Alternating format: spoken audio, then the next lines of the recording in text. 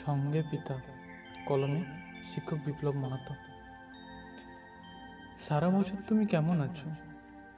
কজন রাখে তোমার খবর? দিতে পেরেছো যতদিন ছিলে সবার মাথা নিংড়ে শেষ বিন্দু পর্যন্ত কার্পণ্য করো। আজ কেন অবহেলা? প্রয়োজন ফুরিয়েছে, তুমি এখন বোঝা। আদর্শ মানুষ করেছো সন্তানেরে, পিছন ফিরে তাকানো বারণ।